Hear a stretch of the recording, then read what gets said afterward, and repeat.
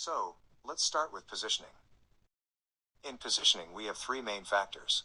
The first one is the goalkeeper's position between the ball and the line, aka distance from the goal. In this scenario, I think Ortega stand right where he should be. A lot of goalkeepers would lose their position in this scenario or try to close the distance from the attacker.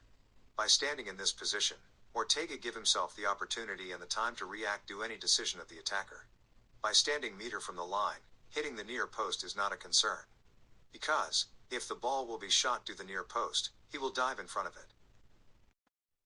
The second factor, and the more tricky one, is where the goalkeeper located between the posts. Look at this picture. The lines represent the new goal that created. This is where the ball has to go in order to go in. In first sight, it might look like the far post is too open. But we need to take into account that the defender is blocking part of the far post. More than that, in this picture, we can see that the player is about to shoot with his left leg. Meaning, that if the ball will be curved to the far post, it will come from a route that is closer to the goalkeeper's body. And if the ball will be curved to the near post, so it will go outside of the goalkeeper's body. Another important thing is the desire to avoid being scored in the near post. The chance that the striker will shoot a perfect, sharp ball to the far post isn't worth the risk of being scored in your post. So, in my opinion, Ortega positioned well, even though it might look like the far post is a little bit open. The third factor is the angle of the body. In this scenario, it's quite simple if you look at the new goal that created. Standing in front of the ball, allow Ortega to cut the ball if the shoot will go to the far post, and dive in front of the near post if needed. Now, let's talk about the reaction itself. As we can see, Ortega move in a very calm and precise steps to his position. When the striker lift his leg to shoot, Ortega stops and stays stable to react to the shot. In my opinion, this is the biggest factor in Ortega stopping this shot. In this scenario, this is very difficult not to get caught in movement, which would make reacting in time almost impossible. As you can see, Ortega stands with his legs a little bit open. When the ball is being shot from this close, some goalkeepers prefer to stand with their legs open, because there is no time to make a step to the ball anyway. Other goalkeepers will prefer to stand with their legs a little bit closer to each other, to be able to move more freely towards the ball. There is no right or wrong, you just need to know what's more right for you, and to the way you react.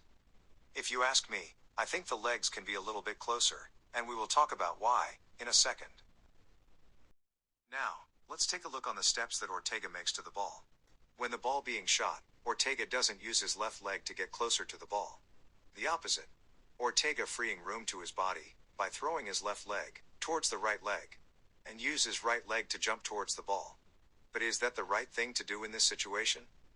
Well, in the end Ortega got to the ball with full hand. So, I can't say it was wrong, and as goalkeepers, there is no if.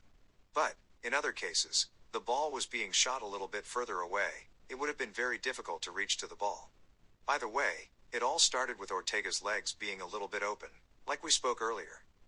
Often, we free room by throwing the leg when the ball is really close to the body, and mainly when the ball is on the ground. The biggest problem created by going like this to the ball is that you have no control on where the ball goes after you touched it. Moving strongly towards the ball create power that allow you to control.